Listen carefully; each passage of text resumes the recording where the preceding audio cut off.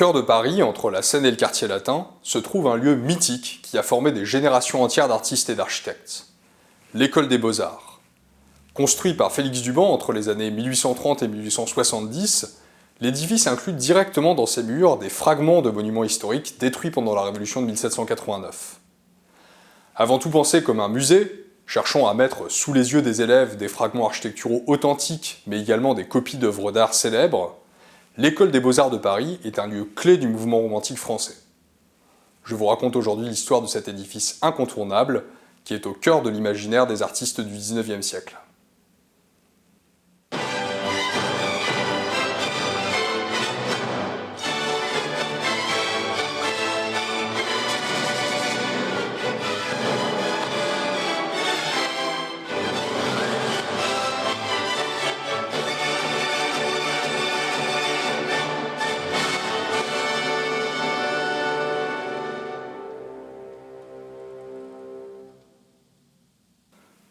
Durant la Révolution, en 1793, l'ancienne Académie royale de peinture et de sculpture, ancêtre de l'École des Beaux-Arts, est dissoute.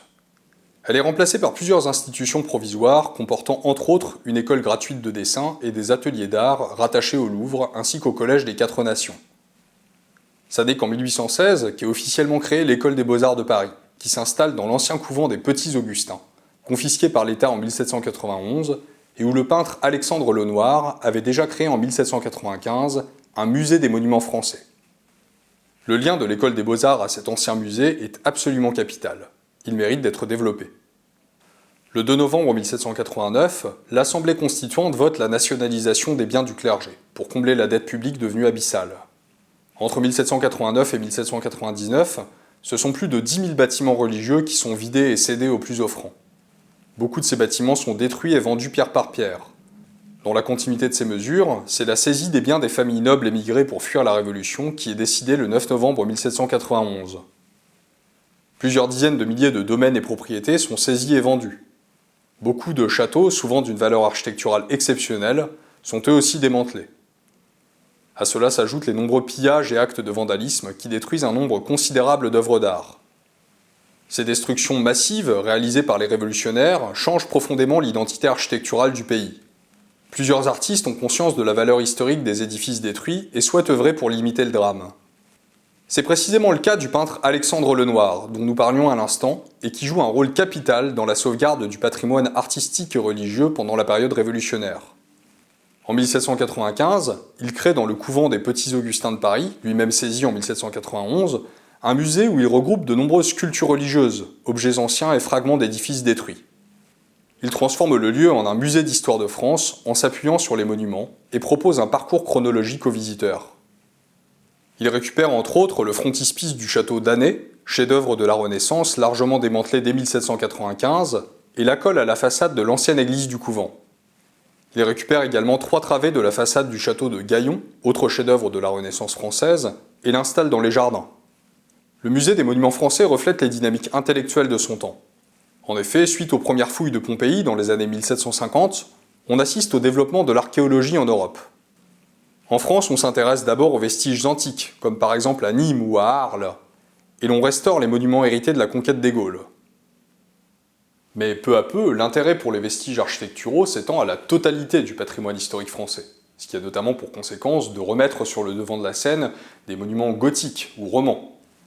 Par ailleurs, c'est dans le sillage de la Révolution de 1789 que se développe la pensée nationaliste, qui s'appuie en particulier sur l'histoire de France. Les vestiges architecturaux sont le visage de cette histoire. Ils constituent un support pour définir une identité. Le musée des monuments français d'Alexandre Lenoir, qui expose des fragments de cette histoire, contribue hautement à définir l'imaginaire d'une époque. Il a eu un impact considérable sur toute une génération.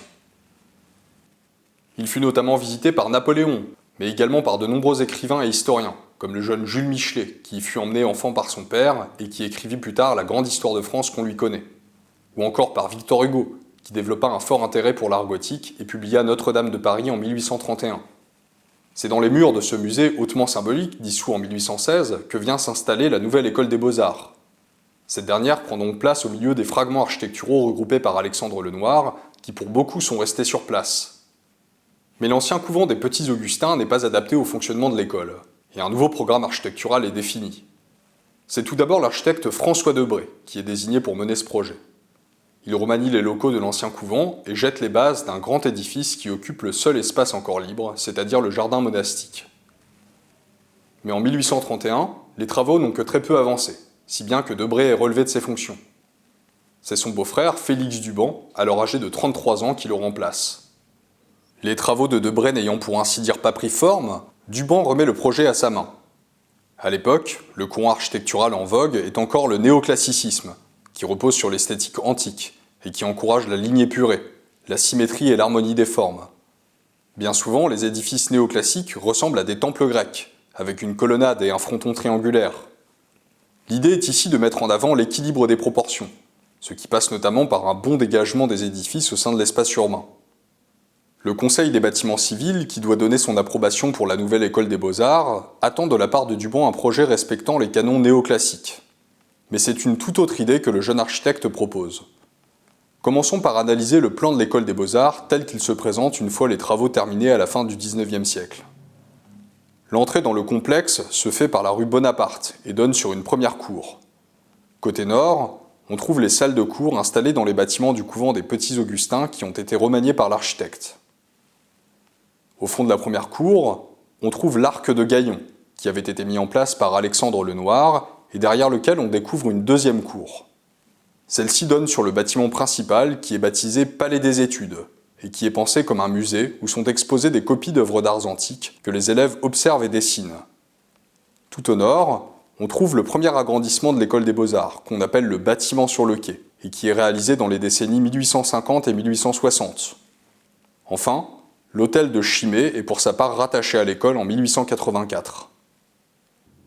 Loin de chercher à se débarrasser des fragments architecturaux du musée des monuments français, Félix Duban souhaite au contraire les conserver et les mettre en valeur pour instruire les élèves. Le frontispice du château d'Année est laissé contre la façade de l'ancienne église du couvent, elle-même transformée en musée pour la période Renaissance.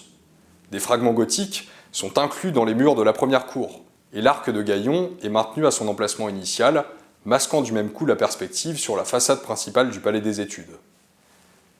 Il est intéressant ici de remarquer que l'œuvre de l'architecte s'efface derrière ce qui est considéré comme le plus important, c'est-à-dire l'art des anciens, dont tout bon élève doit s'imprégner par l'observation, mais aussi par la pratique du dessin.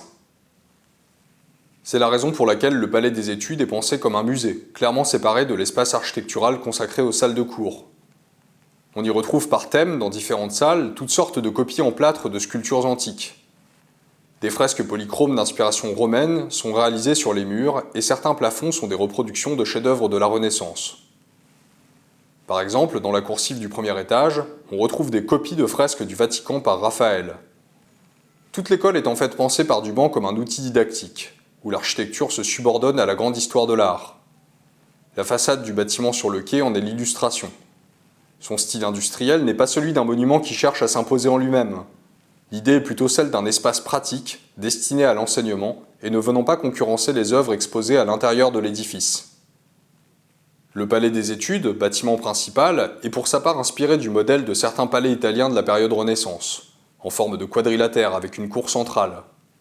La façade linéaire à 3 niveaux, sobre et régulière, évoque notamment le palais de la Chancellerie à Rome. Cette référence à la Renaissance, qui ne va pas dans le sens des canons néoclassiques, n'est pas innocente. Elle représente pour Duban l'idéal d'une époque où l'architecture a su réaliser la jonction entre l'esthétique gothique et les canons de l'Antiquité. En ce début de XIXe siècle, où l'on redécouvre par l'archéologie les styles du passé, la Renaissance incarne la tentative réussie de conciliation de formes variées.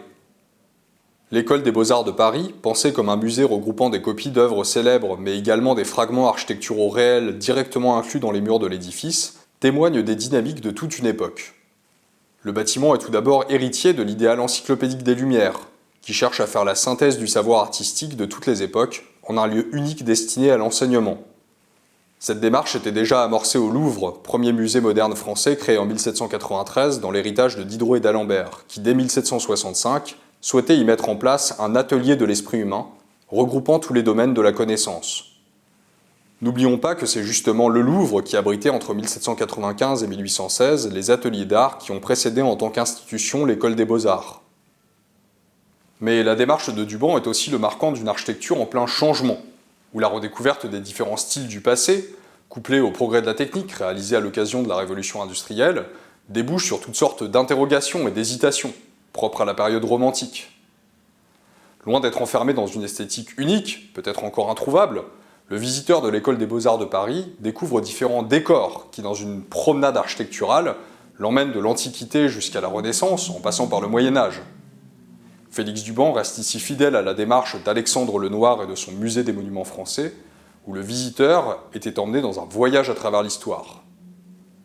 Père de l'architecture romantique, Duban contribue par son édifice au développement du courant historiciste, qui s'épanouit tout particulièrement à partir des années 1840. Nombre des églises et des châteaux néo-gothiques, néo-renaissance ou encore néo-byzantins que nous pouvons admirer aujourd'hui ont été construits par des architectes formés à l'école des beaux-arts de Paris.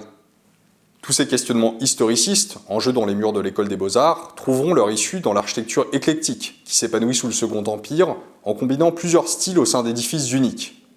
Cette dynamique, largement amorcée par Duban, trouvera entre autres son accomplissement dans l'œuvre de Charles Garnier, qui étudie à l'école des beaux-arts dans les années 1840 et qui construira l'Opéra de Paris en combinant plusieurs styles historiques, mais aussi plusieurs arts. À l'Opéra Garnier, peinture, sculpture, bâti et musique sont synthétisés au sein d'un même édifice, dont le véritable chef d'orchestre est en fait l'architecte. Mais ça, c'est encore une autre histoire.